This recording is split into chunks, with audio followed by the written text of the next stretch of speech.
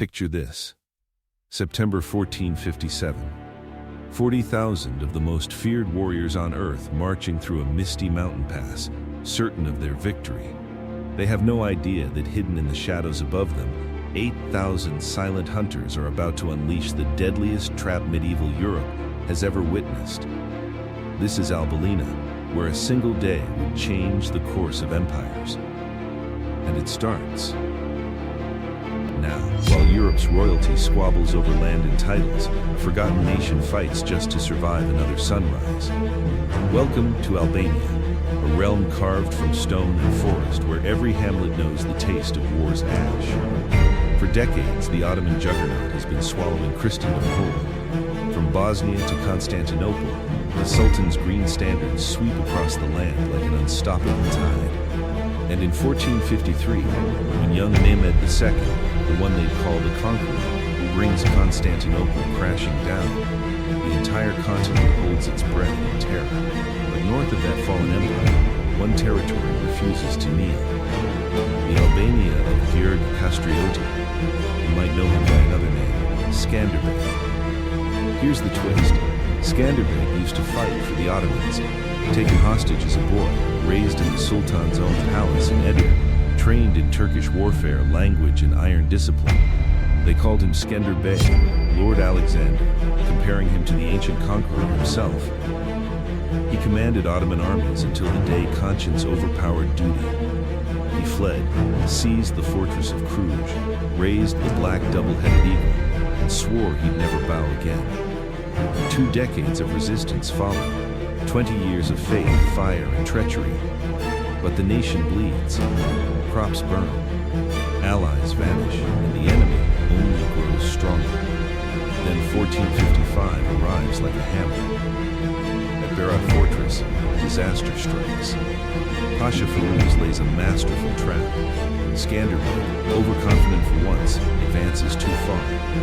His army gets surrounded. Crushed, the survivors scatter into the highlands. In Balkan taverns, men whisper the same words. Skanderbeg is finished. But the deepest cut doesn't come from enemy steel. It comes from blood. Hamza Castrioti, his nephew, the boy he mentored like a son. Young, brilliant, starving for glory. Sultan Mehmed's agents know exactly how to poison an ambitious heart. They offer gold, titles, power. Hamza listens. He swears allegiance to the Crescent. The Sultan gives him one mission: return home. Destroy the rebellion. Bring me your uncle's head. Those words ignite the 1457 campaign. In Topkap Palace, war councils convene. Maps unfurl. Generals receive their orders. From Macedonia to Ohrid, forges burn through midnight. Hammers sing against steel. Horses get fitted. Cannons cleaned. Arrows counted. The Sultan calls it the final hunt. This isn't punishment anymore. It's erasure. Total. Swift. Permanent. Across the Balkans, rumors spread like wildfire. 40,000 soldiers mobilizing, led by Hamza Castrioti himself. This isn't just an army, it's a statement. A promise to anyone who dares challenge the empire. The roads thunder with drums and grinding iron. Columns stretch beyond sight. Supply wagons, artillery, cavalry, elite janissaries. Around campfires, officers laugh confidently. To them, this campaign is just paperwork, the final blow to a dying beast. Meanwhile, from his marble balcony in Topkap, the Sultan gazes toward the distant Albanian peaks dissolving into haze. His voice falls like a judge's verdict. When the last eagle falls, the Adriatic is mine. Spring arrives, war drums roar, the army assembles beneath gray clouds. The crescent banners rise, hoofbeats drown out prayers. And far north, a cold wind begins to stir. The wind that carries woe. After Berat, Albania seems dead. Church bells silent, fields abandoned, roads empty. In the Mat Mountains behind fortress walls, Skanderbeg sits surrounded by quiet. They once called him the Balkan Lion. Now he's just a tired man staring into flames. But in that stillness, he thinks, watches, waits. 2 years have crawled by since the disaster. Villages slowly rebuild from rubble. Harvests remain thin. The alliances with Venice and Naples collapsed. Albania stands utterly alone. Then one dawn whispers across the mountains. Sultan Mehmed is mobilizing again. 40,000 soldiers already marching from Macedonia. And leading them? Hamza Kastrioti, the blood traitor. When the news reaches Cluj, Skanderbeg doesn't speak. He steps onto the terrace, studies the clouds gathering above the peaks, and knows war has returned. But this time, he won't run toward it. He'll make it come to him. He summons his captains. No promises of victory, only dignity. They all know their strength. Barely 8,000 men, half of them farmers and shepherds. But they also know these mountains protect those who respect them. For days he rides through valleys. He knows every boulder, every pass, every stream. Between two forested ridges, he discovers something perfect. A narrow, tree-choked ravine, Albulena, a deep gorge where vast armies can't deploy their formations. The ideal killing ground. Orders fly instantly. Messengers gallop village to village. Bells ring 3 times in every valley. The call to arms. Families hide deep in forests. Every man capable of wielding a spear climbs into the hills. Blacksmiths reopen their forges. Monks bless weapons with holy relics. The mountain itself awakens. Preparations begin. Trails get rigged with branch-covered pits. Massive logs positioned on slopes, ready to roll. Archers claim the highest vantage points. Scouts monitor roads from Ohrid. Absolute silence. Even horses kept in darkness, so they won't betray positions. Supplies hidden in caves. Women prepare hardtack, salt, and strong wine. Every village contributes what it can. Arrows, iron, leather, courage. In damp evenings, wind carries the scent of fire and steel down from the heights. Soldiers pray silently. Elders sharpen ancient blades. Skanderbeg walks among them, placing hands on shoulders, saying only, "Stay hidden. Your moment will come." Days pass. Fog settles thick, white, almost living. Sentries can barely see steps ahead. Then from the valley below, a rumble begins. The earth trembles. It's the sound of an army marching. The Sultan's army. Thousands of hooves pounding earth. Green banners rising through dust.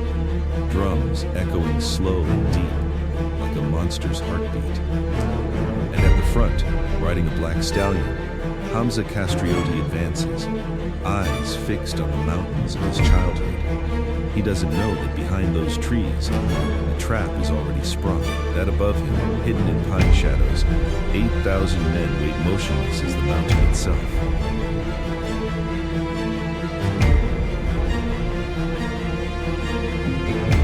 The wind stops. The forest freezes. Silence returns, dense, almost sacred. And in that silence, Skanderbeg closes his eyes. He knows the hour approaches. September 2nd, 1457, dawn. The sun rises over northern Albania. Albulena Valley lies buried in mist. Only the river, scattered rocks, and dark pine silhouettes visible. In the distance, deep thunder rises, not from clouds, but from the Sultan's army. 3 weeks they've marched across Macedonia and the Balkan passes, nearly 40,000 strong. Janissaries, archers, cavalry, cannons, a war machine that's never truly been stopped. At the front, Hamza Kastrioti rides his black horse, armor glinting in morning light. He gazes at the Albanian mountains without fear. Today, he believes, Skanderbeg's name dies forever. Officers chat and joke. Some boast they'll drag the rebel alive to Constantinople. Others promise to torch every village he's touched. In their minds, this battle is mere formality. When they reach Albanena's entrance, the path looks clear, empty. Not a soul, not a fire, not a sound. Scouts return confirming, no enemy visible. Nearby villages appear deserted, fields abandoned. Hamza smiles. Proof, he thinks, that Skanderbeg has fled. He orders the advance. Janissaries enter the gorge first. Behind them, Sipahi archers, then Anatolian cavalry, then cannon wagons dragged by exhausted oxen. The valley closes around them. Cliffs grow higher, closer. Light dims. Drum echoes bounce off stone. At first, soldiers continue joking, but gradually something disturbs them.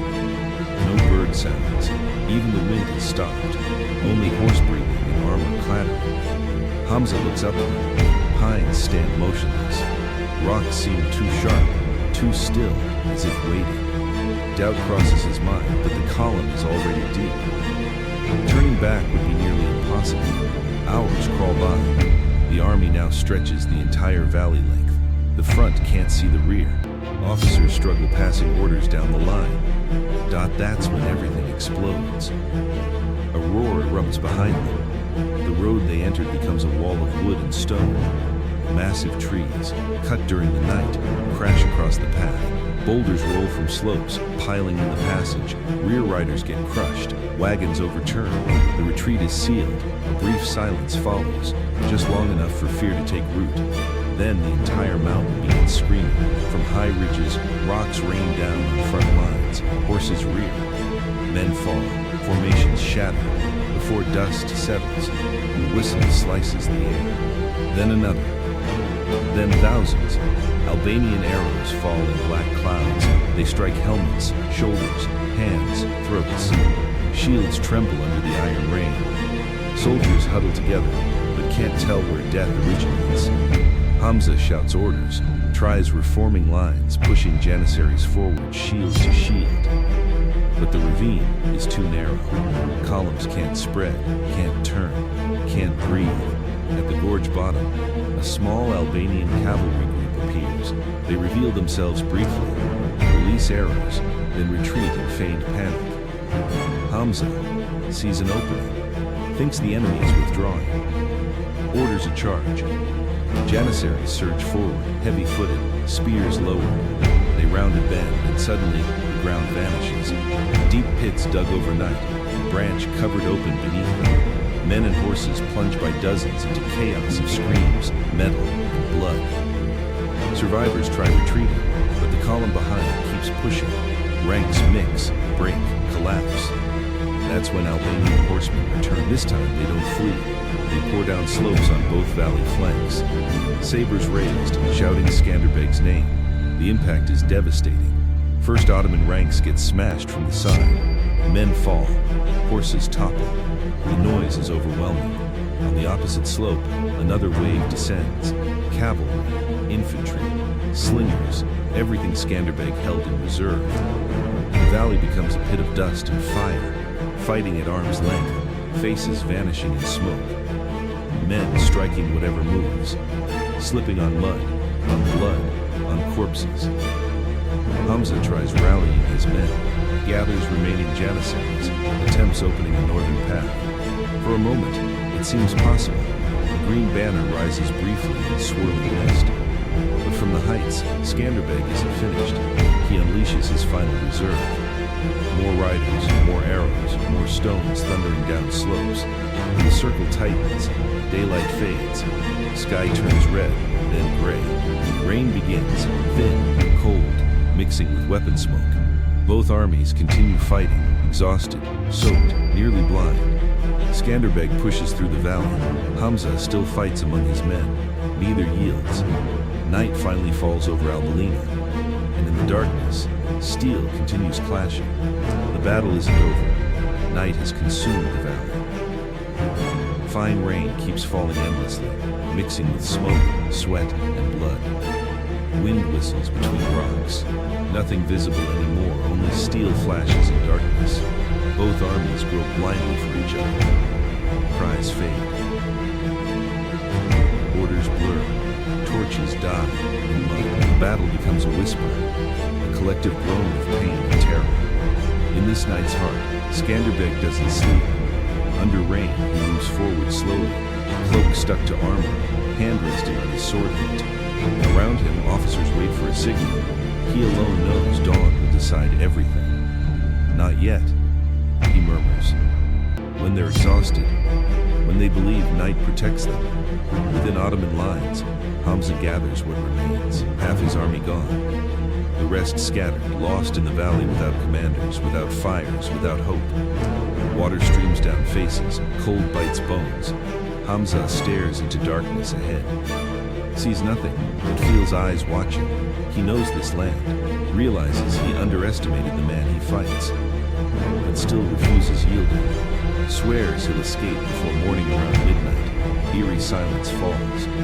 Even rain stops momentarily, then suddenly, a sharp sound pierces darkness. A horn.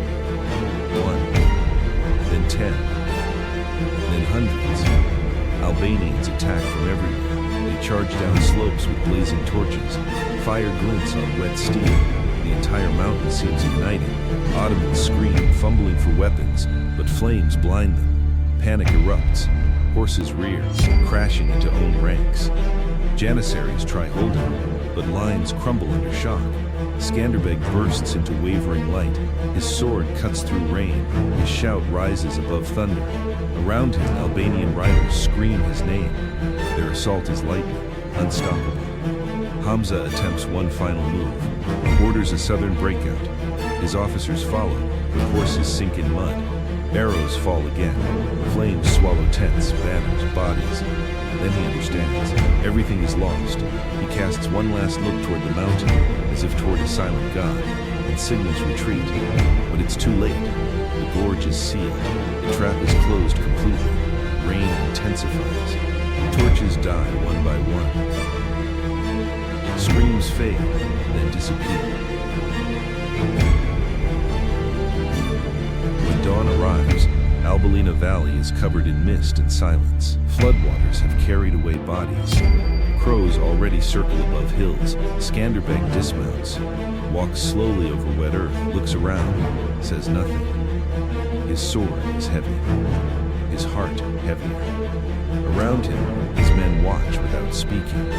They know what this victory cost, and they know it saved their homeland. The sun rises pale, making water on stones glisten. The black double-headed eagle flag flutters in wind. Albulena belongs to Albania. The next day, rain has stopped.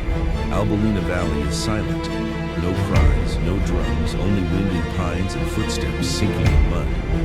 Crows circle slowly above. The stream runs red. Abandoned helmets shine in the morning sun like shattered silver pieces. Skanderbeg stands motionless. His gaze crosses the valley without joy. Around him, survivors gather the wounded, close the dead's eyes, dig graves in soaked earth. No one speaks. Victory tastes like silence. But beyond mountains, rumor travels faster than wind. They speak of a miracle in the Balkans, a man who with 8,000 soldiers destroyed 40,000 of the Sultan's finest warriors. Messengers reach Venice, then Naples, then Rome. Bells ring. Priests pray. Poets write his name on pages still wet with tears. Across Europe they call him Christendom's shield, Albania's lion, the man who stood against an empire. But in Constantinople, news falls into marble silence. Viziers lower their eyes. The Sultan says nothing. In his gardens he walks long and alone between roses and drifting dust. The defeat doesn't break his empire, but it leaves a scar. And somewhere in kings' memories, the name Albulena becomes a warning. Meanwhile, in the mountains, Skanderbeg watches the sky clear. Wind carries away smoke. Sunlight returns to wet stones. He knows nothing is over. War will return again and again until he has no breath left. But for a moment, the world seems holding its breath with him. An entire army lies still at his feet. And Europe, though it doesn't know it yet, has just been saved in the silence of a valley. Albulena. Remember that name, because sometimes the greatest victories aren't won by the largest armies. They're won by those who know their ground, trust their people, and refuse to surrender.